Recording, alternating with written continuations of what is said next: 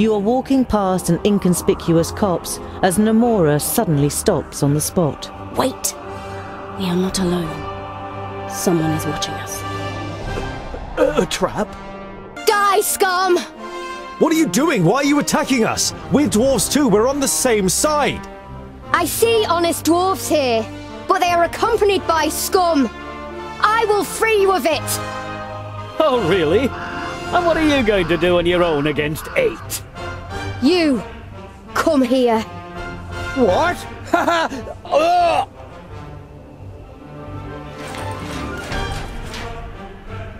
Brother! What are you doing?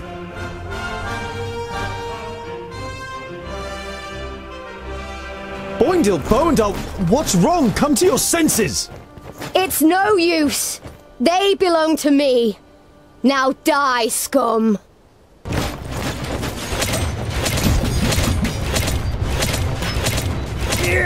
Yes! So! At once. Patience, I'll be ready soon. Just a minute. Too many enemies. All right, then. Quick, huh?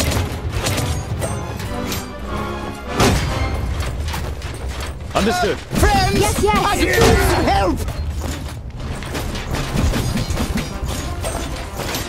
No sooner does the unknown dwarf fall unconscious to the floor than her control over your comrades disappears. You fetter and gag her until you know more about her sinister powers. That was, I hope I didn't hurt you, Scholar. It was as if in a dream, but at the same time, it wasn't. I heard her voice in my head, and although I knew better, I only saw orcs attacking me. You were the enemy. Boindle goes over to the shackled dwarf and kicks her gently with his boot. This is never a child of the smith, even if she looks like one. Those gifts. By fracas, there is something evil at work. You kneel in front of the dwarf and press your axe against her throat. My name is Tungdil. If I remove your gag, will you answer some questions? The captive nods, and you pull the gag out of her mouth. Geralda is my name. It would seem I underestimated you. Your powers, I've never heard of anything like it. Neither have I. I haven't had them for long. When I try to remember, all I see is black mist, and I taste iron and mud, and there's an elf who... Did the Alfar give you these powers? When I try to remember, it hurts, like needles sticking into my head. I am Geralda Bloodstone. I was...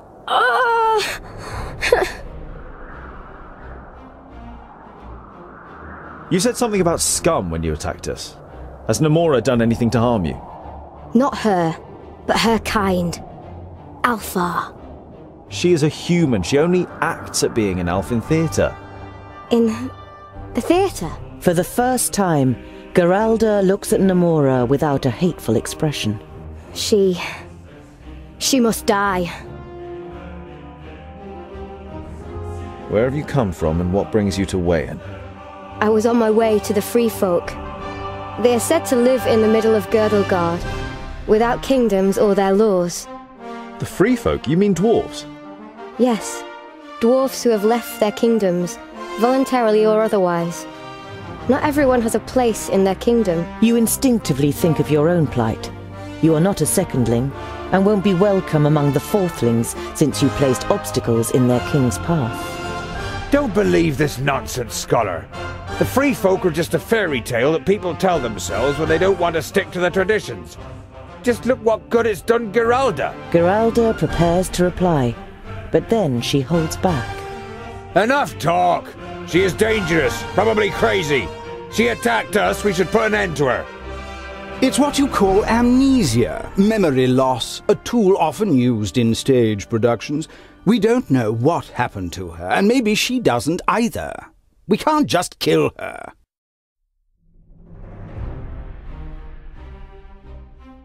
She's too dangerous just to let go, so we'll take her with us. Remove the fetters. You nip any objection in the bud and turn to Geralda. Listen, I don't know what has happened to you, but we are dwarves and we shouldn't fight against one another. We could do with your help. The female dwarf seems just as surprised by your decision as your companions. Thank you. I would be happy to accompany you. I am Geralda Bloodstone, of the Fourthling Kingdom. I'm sorry that I attacked you. It was a misunderstanding. You realize that your decision doesn't please everyone. Boindil and Namora seem particularly upset. But they hold back, and you continue on your way, a slightly gloomy mood hanging over the group.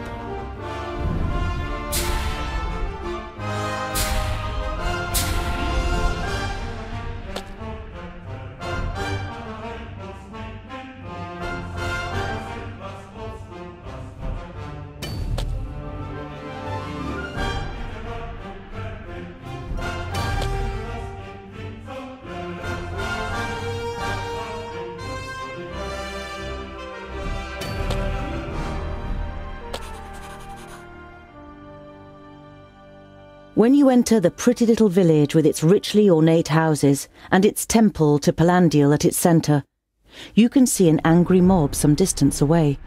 The villagers are hassling a young woman, insulting her and pushing her to the ground.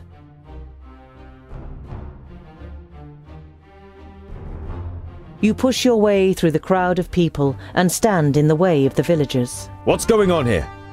A man dressed in richly decorated vestments looks you up and down. Palandil be with you, dwarf. It is none of your business, but this woman here is a thief.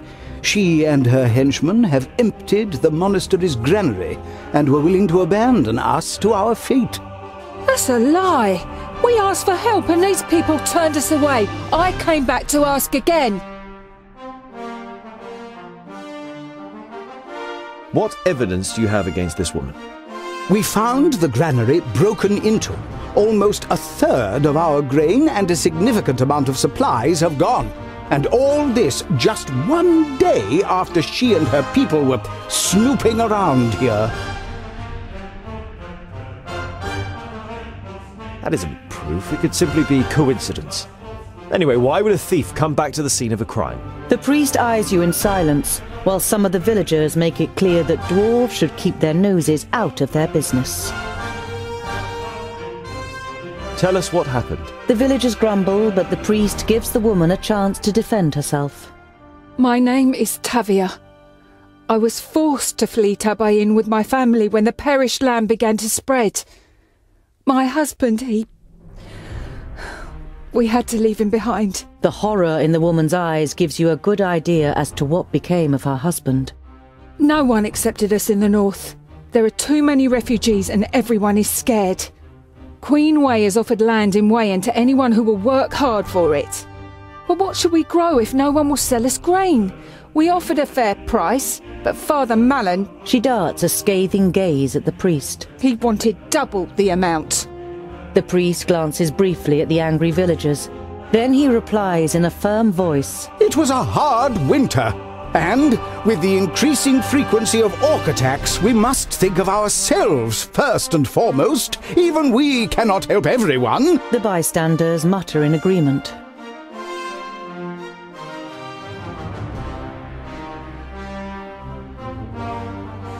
The accusations are serious, so let's get to the bottom of the matter to be completely sure.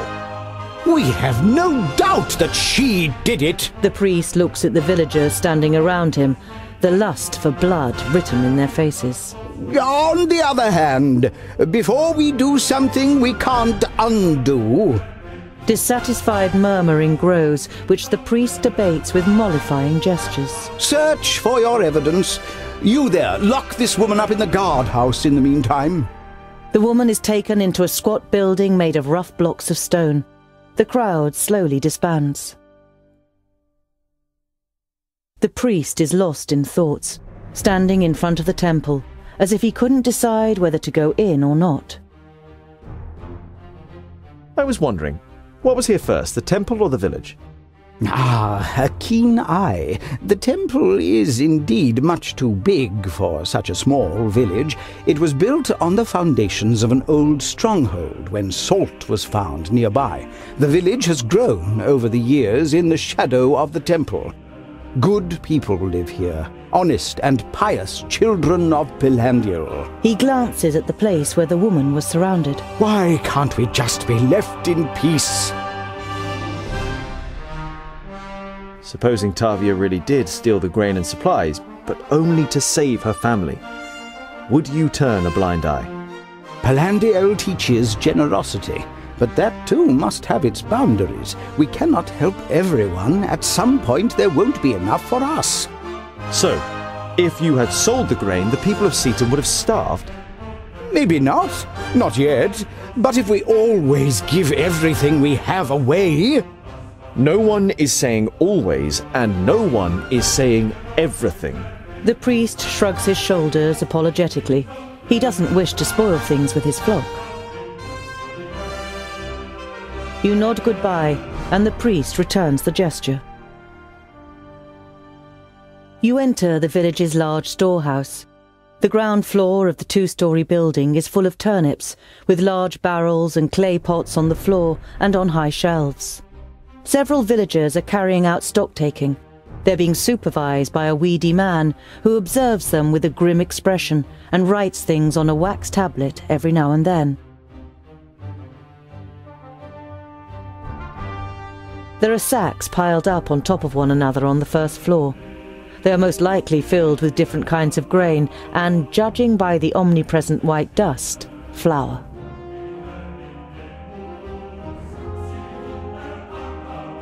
You walk towards the only area in the storeroom where you can see the floorboards. You hesitate as your boots slip on the floor, as if you're walking on mud.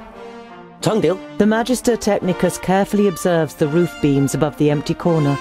He grabs at a beam and crumbles something between his fingers. You can't make out what it is, so you copy him and feel damp, rotten wood. It's very easy to pull away small pieces. What are you doing here? The man with the wax tablet is standing on the stairs. He sounds half angry, half shocked. No one is allowed in here.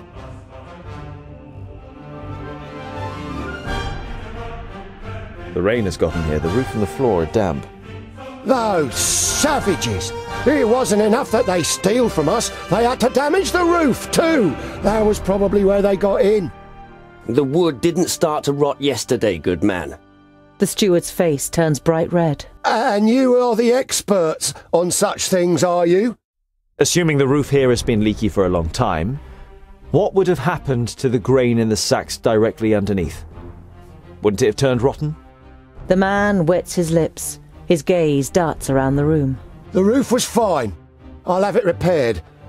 And now, get out of here!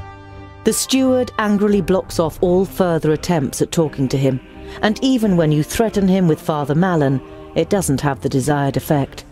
The father trusts in him, he says, and he's always been a devout follower. The heavy door of the storehouse closes behind you, and you hear a bolt sliding into place from the inside. You enter the guardhouse, and before the guards know, Boindil and Boendal have caught them up in a friendly conversation. Shielded from the view of the guards, you exchange a few words with the suspect without being disturbed.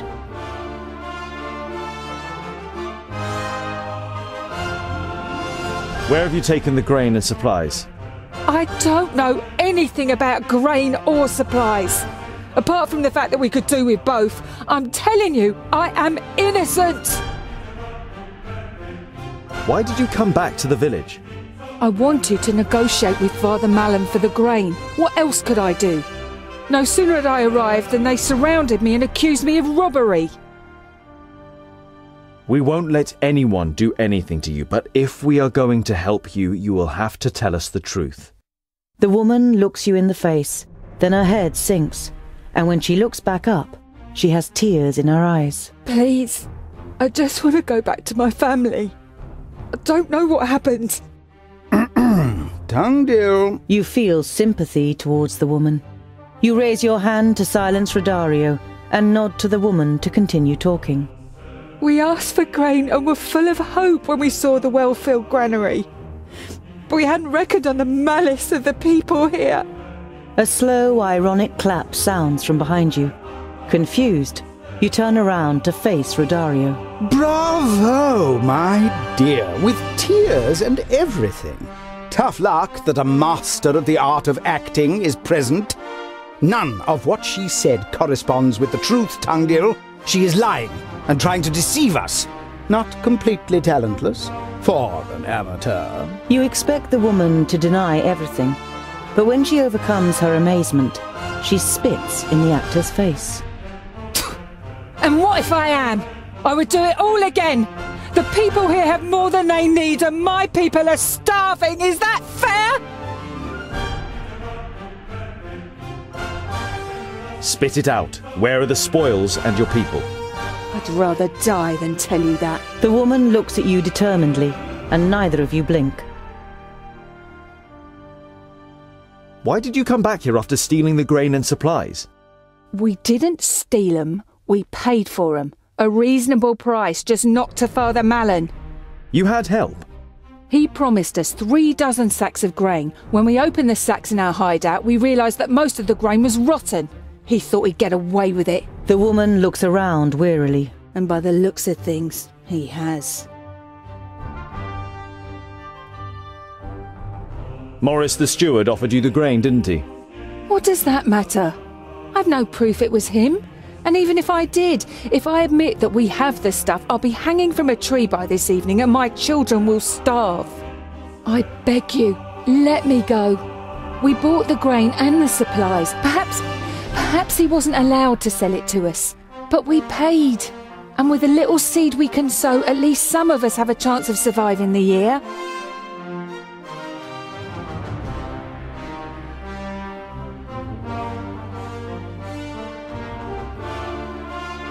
I don't want you to be hanged just because you tried to support your family. Go. You open the door. The guards jump up, take up their swords, and let their hands sink down again when they feel the axes of the dwarves against their throats. The woman lays her hand on your shoulder for a moment as a sign of gratitude, before she runs from the guardhouse. I hope you know what you're doing, scholar. Rodario's furrowed brow does not give you the feeling you've made an undisputed decision.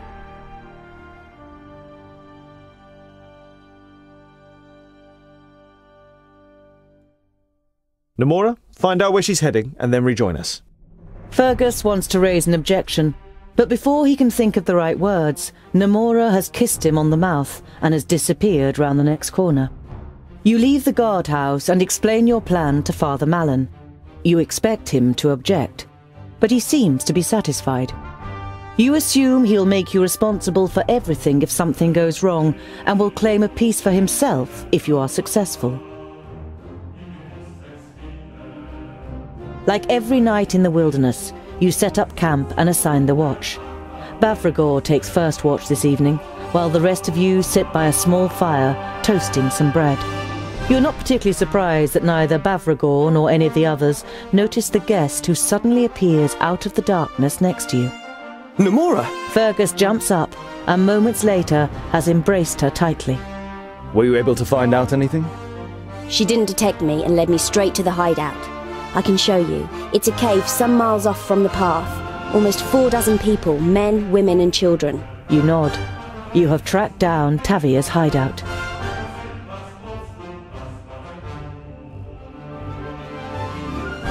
You spend the night protected from the wind in a ruin, and are sitting around a campfire as the topic of your new companion's performance on the stage comes up. Sleight of hand, speed, alchemy and makeup can have an incredible effect.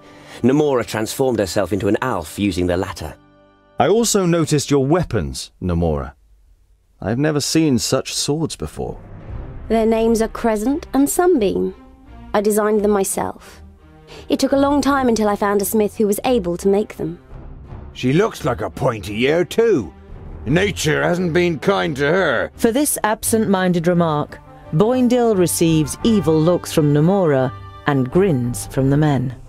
Perhaps I really am an elf, and will bring you a nightmare in your sleep tonight. Don't be surprised if you wake up screaming. For a moment, it seems as though she has merged with the darkness, but when you blink, everything is back to normal. By the gods! Isn't she magnificent in her role? There is no denying what Rodario says. The group isn't overly friendly towards Geralda, and this evening she's sitting once again apart from the others. You ask yourself what you can do to break the ice when you see that she has a file in her hand. The file is wrapped around with silver wire and has a snap lock. The liquid in it is black. Geralda opens the lid and takes a big swig. As she puts down the bottle, a smile flits across her face, followed by a short expression of deep satisfaction. It is the first time that you have seen a positive emotion on the face of the somber dwarf. Is that medicine? No, it's... I don't know either. If I don't drink it, I have a longing for it. It gets stronger and stronger until I can't stand it anymore. When I drink it, the longing disappears, and I feel rested and strong. And when the file's empty? I don't know. I don't know where I got the drink from, let alone what it is. But if I don't drink it, frackers, give me strength. I think I would go crazy or die. Geralda plays with the file, lost in her thoughts, as if she were trying to remember where she saw it for the first time.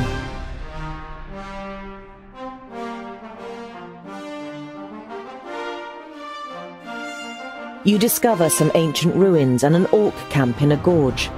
A small group of bögnilim is moving between tents, piles of rubbish and cages. In one of the cages, you think you can make out some movement.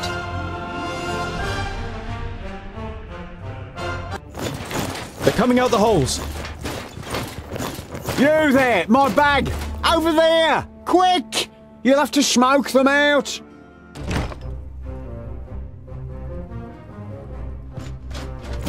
Grenades! Throw them into the holes. That ought to stop the little beasts. On my way.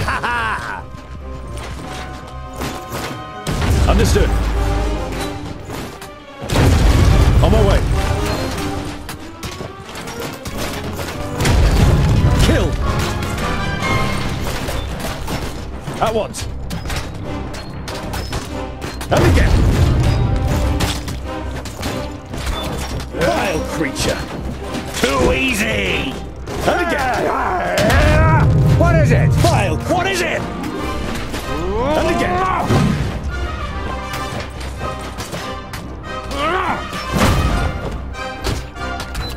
Vile creature! And again! Kill!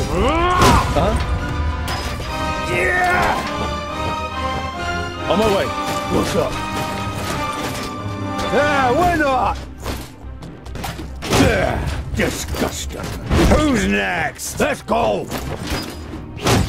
And what now? Very impressive, I must say. Let me out, my friends.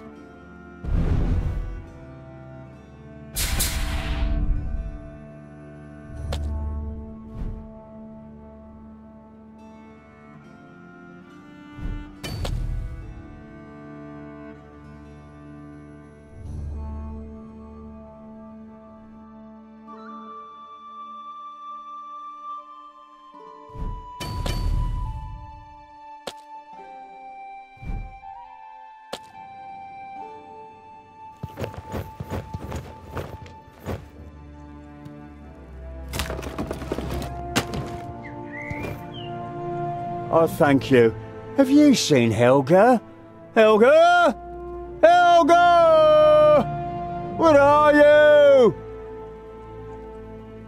Hello?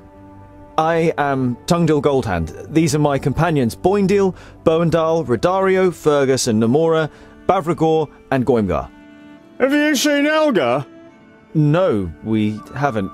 If you don't mind me asking, what is your name? Call me Ensign and drop the pleasantries. If I may, who is this Helga? Helga? Where? I don't know. I just wanted to know. Helga is my wife. Didn't I mention that? We came here together, but then the orcs came and she was gone. Do you think she might have gone home?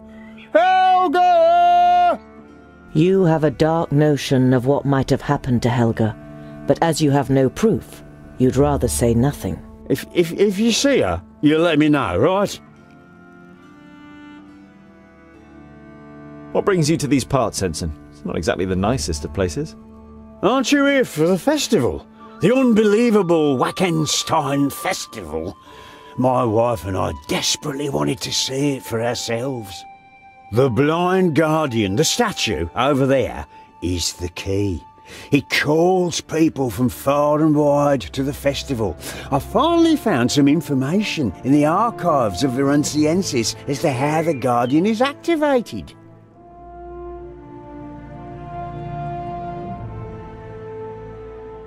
So what have you found out about the festival, Ensign? You see that statue? That's the blind guardian. You could call him the patron saint of Wackenstein. They say that when the festival begins, then the revellers heed his call from all corners of the earth. According to my research, we need 3 things to start the festival. A burning ox skull, the fire-eater bell, and vervain. I actually had it all, but, well, then the orcs came.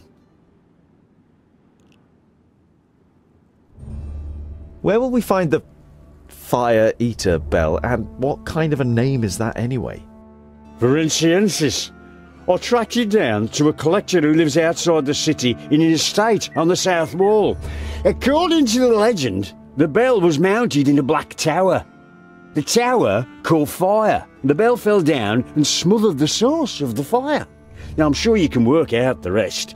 The ringing of the bell opens the way for the blazing fire in our souls. At least that's what is written. Virunciensis. So what are we waiting for? We'll visit the collector and...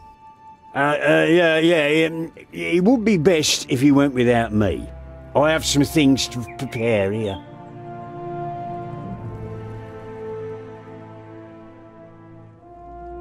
See you later, Ensign.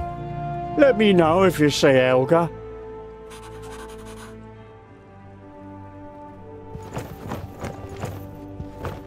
A pile of wood. Or is it actually a pyre?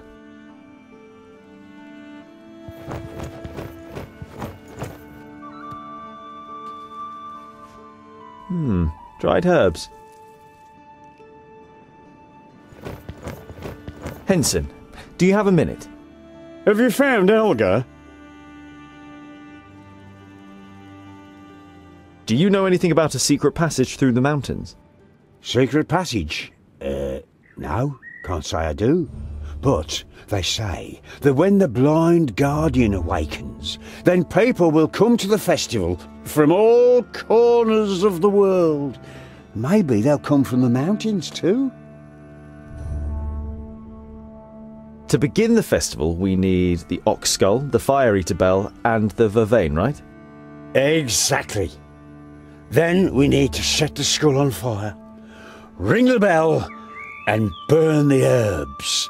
And then it happens. You're quite sure you're wasting your time? A huge festival in the middle of nowhere? But you pin your hopes on there being a spark of truth in every story, and that somehow a path will open up through the mountains when you carry out the old ritual. I wanted to thank you. Your grenades really helped us. Grenades? Oh, yeah, no problem. I used them to break up boulders, but I ended up attracting these pests. Who was to know there are bögnilim around here? And as if that weren't bad enough, along came the orcs and took my ox skull. Gosh! And Helga, where is Helga? See you later, Ensign. Let me know if you see Helga.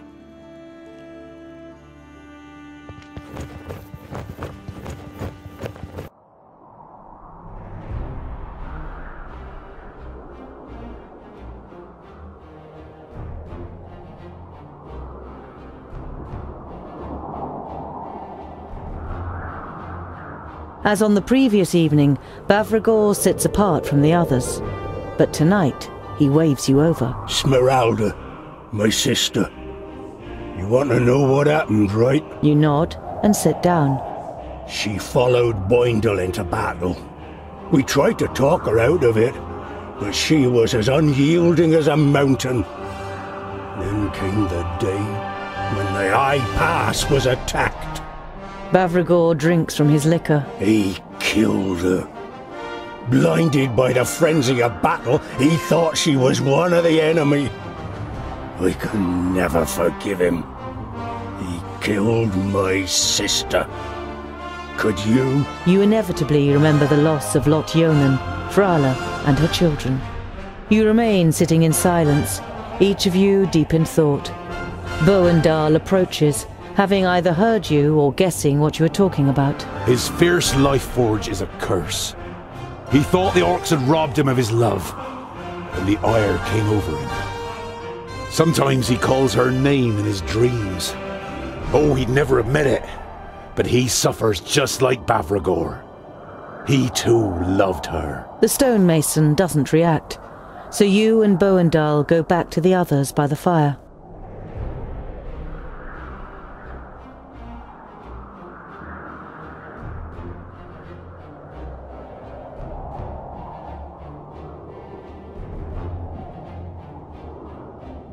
A two-storey tavern sits on the corner of a crossroads. The snow around the building has been cleared away, and a warm light is coming from inside. The sign above the door reads, Minstrel Castle. Minstrel Castle? That sounds promising. Finally! Time for ale! My throat is completely parched. As much as I hate agreeing with you, I too can hardly wait. You enter the tavern with Bavragor and Bögnilim in front. On first impression, the interior is as inconspicuous as the outside.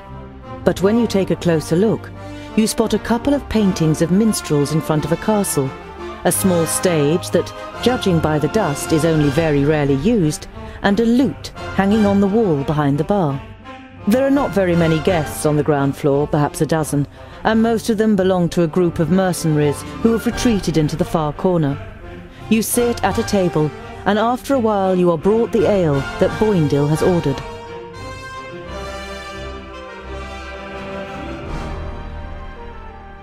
You go to the bar where the landlady is working and sit on a stool. The landlady, a stout, middle-aged woman with long hair tied in a ponytail, looks up briefly but says nothing. Say, why is the tavern called Minstrel Castle? It doesn't look much like a castle. Oh, you don't know the legend, dwarf. One of the guests next to you at the bar takes up your question. There was a castle here once. No one knows its name anymore, so everyone just calls it Minstrel Castle. Once upon a time a king lived in that castle. He had many subjects and an enchanting queen. But one day a young minstrel came along and sang of wonderful far-off lands, and the subjects began to complain about their own lives. So the king sent for the singer to hear for himself. He came and sang a wonderful love song, and the king began to be scared. He thought that the minstrel wanted to steal away his queen. Without flinching, he drew his sword and struck the boy down. His father heard of this. He was himself a singer. And so he went to the king and played a terrible song, a curse. The king was to vanish in silence, and no one was to remember his name. And that's what happened. No one remembers the name of the king or his castle. Make of it what you will. The story's certainly well known enough in the area to give Arin its name. You nod at the landlady as you slip off the bar stool, and she nods back. Bavragor and Bögnilim, who are absorbed in a drinking competition, have to be practically dragged out of the tavern. But in the end, you are able to continue your journey.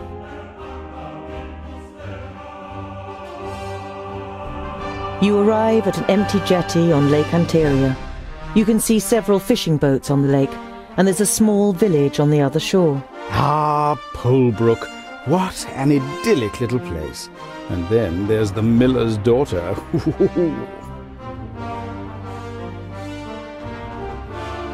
Hey there! Would you be able to ferry us over to the other side? At first you think the fisherman hasn't heard you, but then he turns around and heads towards the shore. When the boat has almost reached you, the fisherman calls back. Dwarves, are you lost? Oh well, whatever. I am Samuel. If you wish to cross, it'll cost you. Food for 10 days or 20 gold, whichever you prefer. You give Samuel the gold, and after a long discussion with the dwarves in the group, you follow him onto the boat. The dwarves literally leap out of the boat as soon as you reach dry land. We could have died! I hope it was worthwhile, Scholar!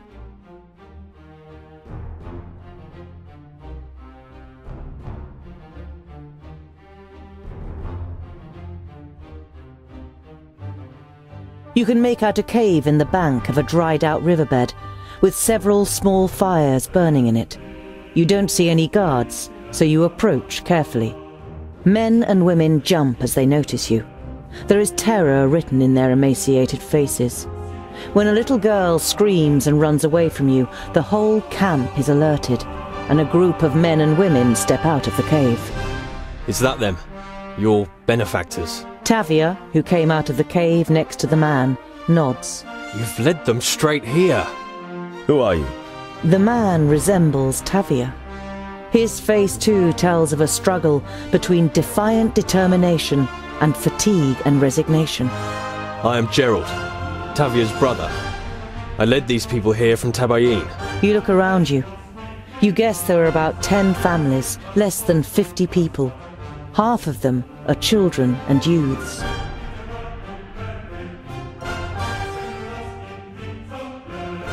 Your sister couldn't have known that she was being followed. Namora has quite a talent for not being seen. She shouldn't even have gone to Seaton in the first place. I knew that nothing good would come of it. Tavia went to Seaton on her own initiative. Our gold was gone and our supplies were dwindling, despite being on half rations. I said we should just take what we need if no one is going to help us, but my sister wouldn't have anything to do with it. She took the wedding jewellery from our village, the most valuable thing we had with us, and sold it without my knowing. She then took this money and went to Seaton with several men. I was completely beside myself when I heard about it, but then they came back with food and grain and I thought they had really done it. He laughs cheerlessly and shakes his head. For a few minutes we thought we were saved.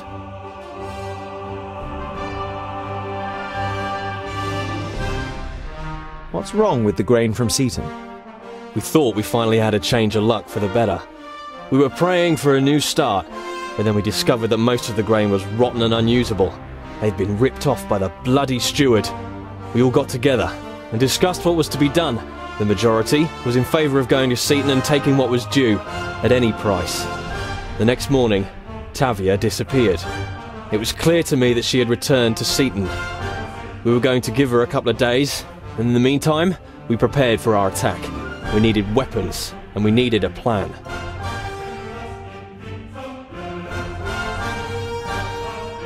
Tabayin is a fertile country in the north, but much more importantly these days, it borders the Perish land to the east. How are things in Tabayin? Gerald's expression changes. It's as if he's looking through you. The Perish land is raging. It poisons the spirit, and those who become possessed by it just... Gerald looks at his hands, which he involuntarily forms into claws. They no longer recognize you. Brothers, mothers, children. My brother-in-law. I had to... With visible effort, he wrenches himself free of his terrible memories. We can only hope that the Magi manage to build a new barrier soon. You cannot bring yourself to quash the last hope he has. The supplies and the grain, where are they? Gerald glances at your companions. The grain is mainly useless. There's only 4 or 5 usable sacks. We shared out the supplies and that'll keep us going for the next few weeks.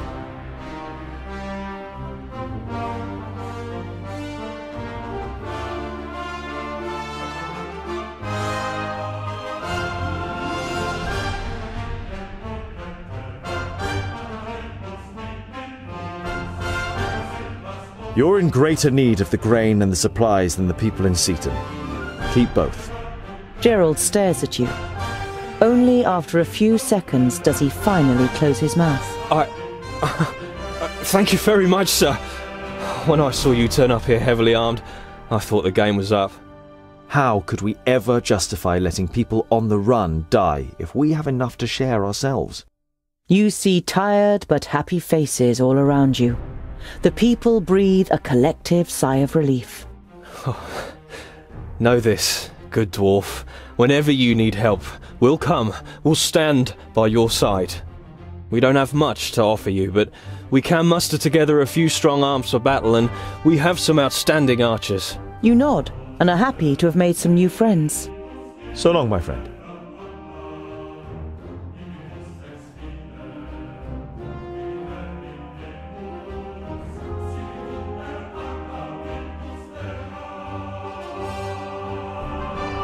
The size of the fields and the farmsteads grow as you get closer to Ferenciensis, the old border city in the north.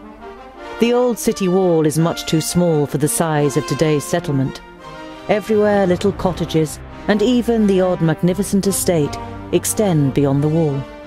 The house that Henson was talking about must be somewhere on the south wall. We need the bell if we're going to open the path through the mountains.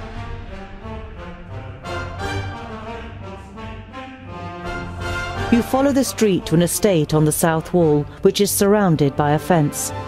The paved path to the door is lined with hydrangea. You knock on the door gently, and after a while it is opened by a chubby man in expensive clothes. The man gives you a fleeting glance. We don't want to buy anything. He intends to close the door again without waiting for your answer. You put your foot in the crack of the door. Wait, you have a rare bell in there, Fire Eater, am I right? The man pauses. Fire Eater?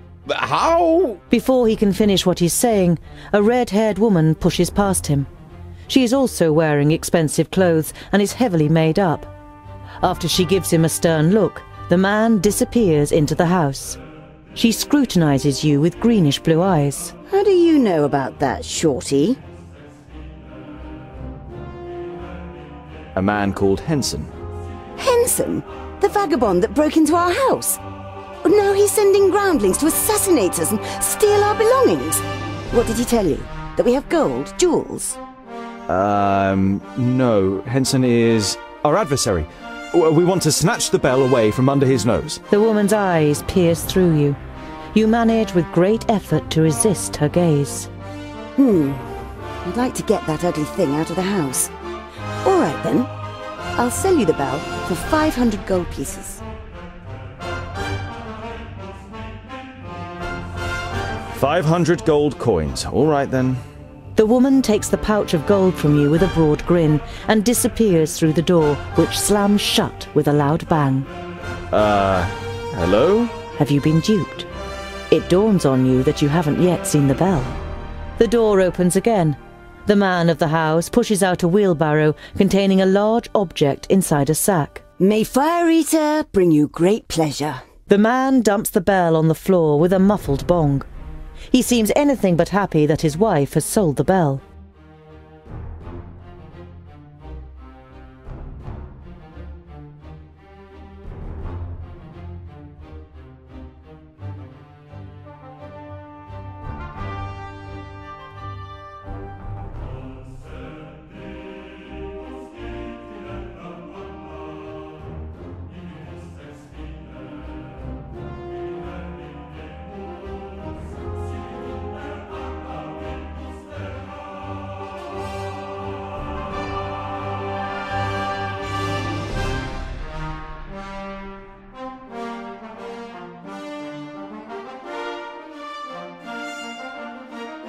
The old ruins of Wackenstein appear before you.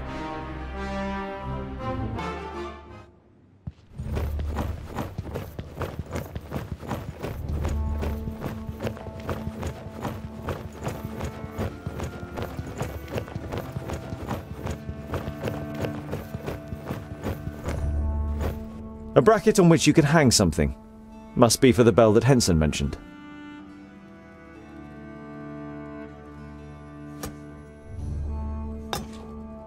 Fits like a glove.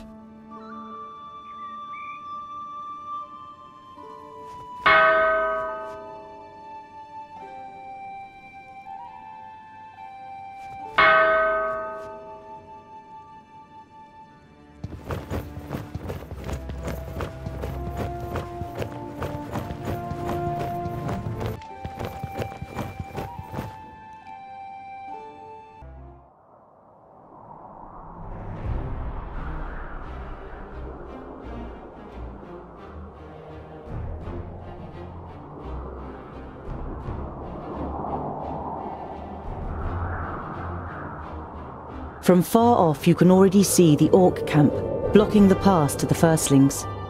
You move away from the path and observe the camp from a nearby cliff.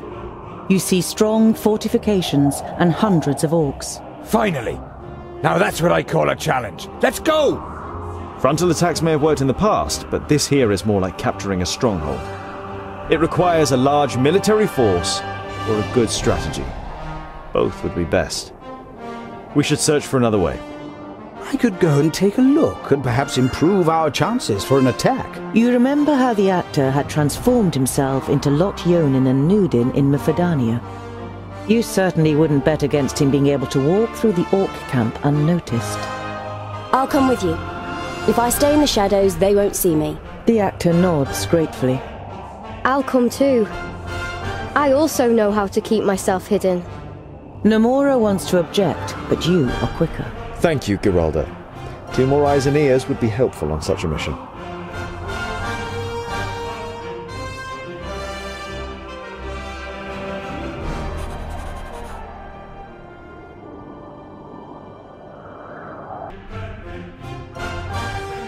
The all too familiar stench of tallow and grease reaches your nose.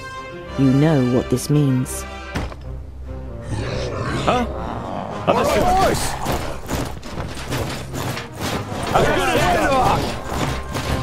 On my way!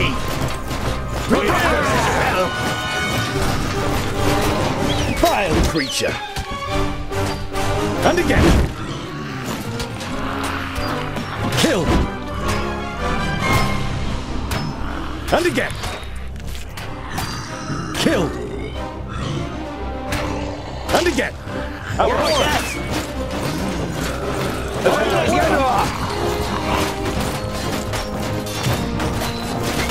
What is it? Don't take it personally.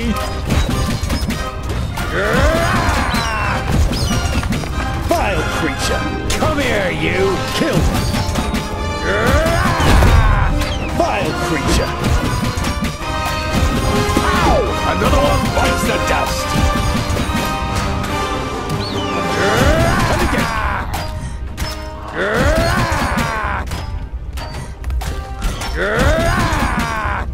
Of course! I'm not that quick! Yes, yes! Vile creature! Huh? On my way! As good as done! Yes! On my way! Huh? Yeah? Of course! Ha ha! And again! Kill! Hold your horses, alright? And again! And what now? Kill! Huzzah! And again! Of course! Come here, you! Yes, yes! Yes, yes! What is it? Yes? At once! On my way! Yeah, why not? Too easy! Let's go! Huh? Alright, Kill! And again! Vile creature! yes! Ha ha! And again! On my way! Huh? Kill! Understood. Yeah! End it! What's up? He hardly put up a fight! Ha ha! I'm with you! Yes, yes! What is it?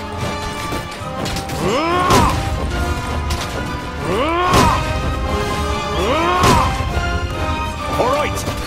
Huh? At once. Mavrakas! Yeah! Understood. Yeah! At once. What's up? I didn't hit you very hard! Taste my hammer! Who's next? What the hell were those things? Goimgar carefully pokes one of the dead little creatures with his sword, as if he fears it'll jump up and attack him. Have you never defended your past, Simmerbeard? Those are bögnilim. Small, ugly, stinking, cowardly. Sound like anyone you know? Goimgar looks angrily at Boindil and is going to reply, but Namora speaks first. They are like little orcs. They are even more primitive and make up for their physical weakness through their sheer numbers. They live in caves all around here. While the others talk about bögnilim, you examine a decorated ox skull that the orcs had with them. It wasn't made by them, and somehow looks valuable. You pocket it.